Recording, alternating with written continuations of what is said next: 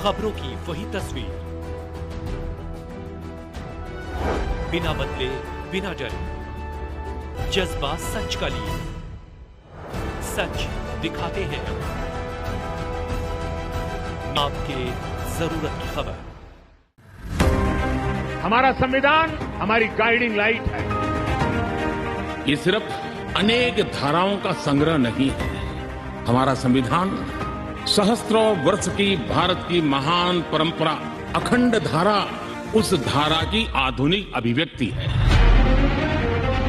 और जब हम इस संवैधानिक व्यवस्था से जनप्रतिनिधि के रूप में ग्राम पंचायत से लेकर के संसद तक जो भी दायित्व निभाते हैं, हमें संविधान के लेटर एंड स्पिरिट को समर्पित भाव से ही हमें अपने आप को हमेशा सज्ज रखना होगा। 26 नवंबर को पूरा देश संविधान दिवस के रूप में मना रहा है। 26 नवंबर 1949 में संविधान लिखा गया और 1950 में इस संविधान को लागू कर दिया गया। जब से सरकारें आई, सरकारें गई, इसको हम कानून दिवस के रूप में जानते थे। लेकिन 2014 में केंद्र सरकार की, भारतीय जनता पार्टी की सरकार आई, जिसके बाद 2015 में इसको संविधान दिवस घोषित कर दिया गया और 2016 से इसको वर्षगांठ मनाने लगे। आज 76वीं वर्षगांठ देश मना रहा है। इस वक्त हमारे साथ निगम के पार्षद वीर सिंह पवार और वर्तमान में डीडीए के सदस्य मौजूद हैं। उनसे बात करते हैं। उन्होंने अपने कार्यालय पर संविधान दिवस को मनाया और बाबा साहब के चित्र पर पुष्पांजलि अर्पित करते हुए माल्यार्पण किया है। सर, क्या कुछ कहेंगे? आज बाबा साहब के द्वारा बनाया गया संविधान देश में लागू है और सभी लोग वर्षगांठ मना रहे हैं 76वीं। कैसे देखते हैं और क्या कुछ कहेंगे? थोड़ी देर। भारत के संविधान निर्माता बाबा साहब के चरणों में नमन करते हुए मैं संविधान दिवस की पूरे देशवासियों को शुभकामनाएं देता हूं, क्योंकि 1950 से लेकर के लगातार जो सरकारें रही हैं, कभी भी उन्होंने संविधान का सम्मान नहीं किया। और कई बार तो एक कोशिश हुई कि पूरे देश के जो लोकतांत्रिक जो अधिकार थे उनको भी खत्म कर दिया इमरजेंसी के नाम से। लेकिन 2014 के बाद यशस्वी प्रधानमंत्री मोदी जी की सरकार आने के बाद 15 में एक निर्णय लिया गया कि हम संविधान दिवस मनाएंगे, क्योंकि पूरे देशवासियों को पता लगना चाहिए कि हमारा संविधान क्या है। और 2016 में प्रस्ताव पारित होकर के 2016 से लगातार संसद भवन में और सभी क्षेत्रों में हर जगह पर संविधान दिवस मनाया जाता है। तो आज भी 26 नवंबर है और संविधान दिवस के उपलक्ष्य में आज यहाँ पर हम सब लोगों ने मिलकर बाबा साहब के चित्र पुष्पांजलि की। और बाबा साहब ने जो अधिकार हम दबे कुचले लोगों को दिए, और बाबा साहब का जैसा संगठित हो, शिक्षित हो, संघर्ष करो, जो 3 वाक्य थे, वो ध्येय वाक्य पूरा भारतवर्ष ने अंगीकार किए। निश्चित तौर पर आज भारत इतनी लंबी उछाल और इतना आगे बढ़ गया नरेंद्र मोदी के नेतृत्व में कि बाबा साहब का वो दिया हुआ जो संदेश हमें था, निश्चित संविधान जो गीता हमारी है, यही कुरान है, यही बाइबल है। और एक चीज इसमें मैं और ऐड करना चाहूंगा, हमारे देश के यशस्वी प्रधानमंत्री जी ने जब पहले शपथ ली थी, सबसे पहले संविधान की ये पवित्र किताब को अपने सर में रख करके और तब जाके उन्होंने शपथ ली थी। निश्चित और मैं कह सकता हूं कि इस संविधान, हमारा लोकतंत्र, हमारा देश आज मजबूत है और मैं बाबा साहब को पुनः उनके चरणों में नमन करता हूं। क्या कुछ कहेंगे? ऐसा क्या घटा जो बाबा को ऐसे जो संविधान लिखने की जरूरत पड़ी, इम्प्लीमेंट करना पड़ा? तो क्या कुछ कहेंगे, क्या कारण थे जो हमारे को बना? अंग्रेजों की दास्ता, लगातार भारत दास्ता में था, हमारे अपने कोई हकूक नहीं थे। लेकिन जब हमारा देश आजाद हुआ तो इसमें संविधान के देश आगे कैसे चलेगा, कौन से कानून होंगे, कौन सी व्यवस्थाएं होंगी और ये व्यवस्था के रूप से देश चलेगा। निश्चित तौर पर बाबा साहब के प्रयास से और उस जो पूरी टीम थी उनके कारण से आज हमें संविधान प्राप्त हुआ। और बाबा साहब ने जो उसमें संविधान में जो चीजें जोड़ी, वो निश्चित तौर पर मैं कहता हूं कि विश्व का एक लोकतंत्र, सबसे बड़ा लोकतंत्र भारत है। और उसी के कारण से आज हम विश्व के तीसरी कौम नहीं बनने जा रहे हैं। अगर वो अधिकार नहीं होते तो हम, जैसे आज आप देख रहे होंगे पूरी जगह लड़ाई और झगड़े और लगे हुए हैं, आपस में भाई भाई लड़ रहे हैं पूरे विश्व में, और हमारा देश आज शांतिप्रिय देश है।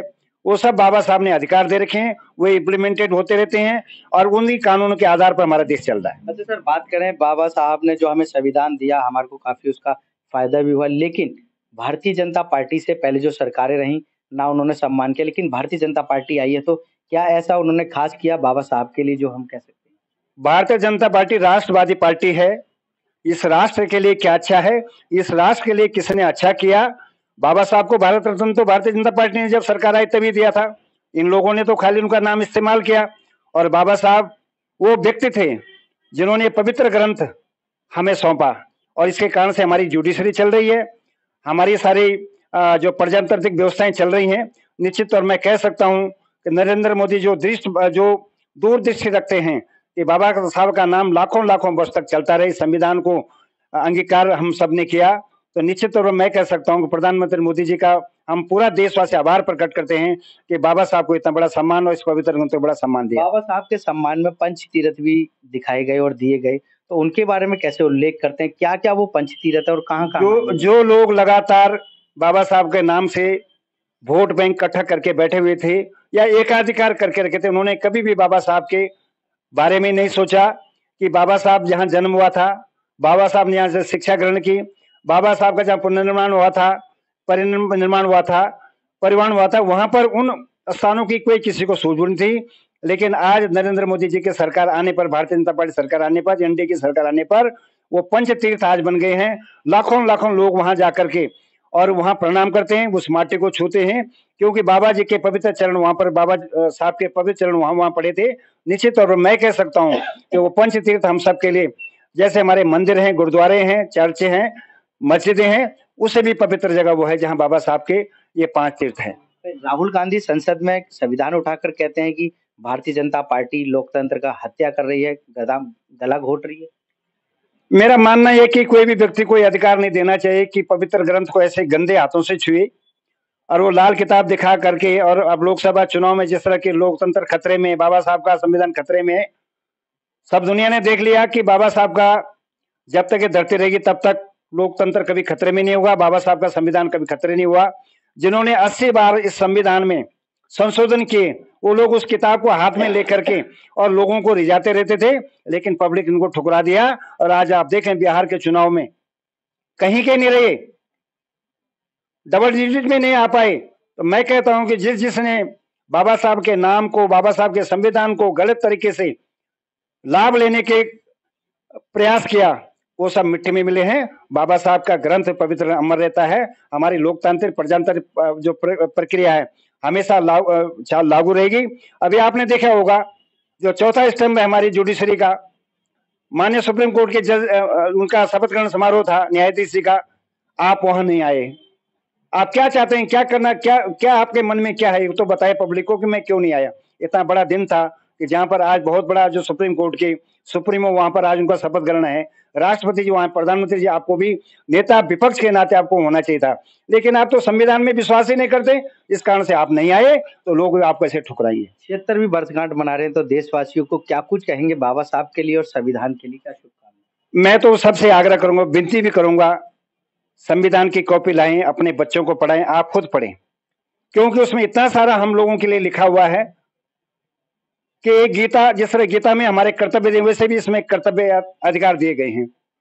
तो मैं आग्रह करूंगा सभी देशवासी अपना संविधान का सम्मान करें, कोई ऐसा काम न करें जिससे हमारा संविधान की आत्मा दुखी हो। और फिर मैं ये भी आग्रह करूंगा कि हम सब सचेत रहें कि दोबारा कोई सरकार आकर के इमरजेंसी जैसा कांग्रेस ने किया था, हमारे अधिकारों का और हमारा संविधान को डिसमेंटल करके और ऐसे सत्ता में ना आए, उसके लिए हमें सब सावधान होना पड़ेगा। भारत माता की जय। ये सुना आपने, ये थे डीडीएसी के सदस्य और साथ ही साथ वर्तमान में निगम पार्षद वीर सिंह पवार जी, जिन्होंने बताया कि देश के यशस्वी प्रधानमंत्री नरेंद्र मोदी जब से सत्ता में आए हैं, बाबा साहब को सम्मान मिला है और साथ ही साथ जो हमारे अधिकार थे उनको भी जानने का मौका मिला है। कैमरामैन सुनील के साथ संदीप कुमार, तेज समाचार, दिल्ली।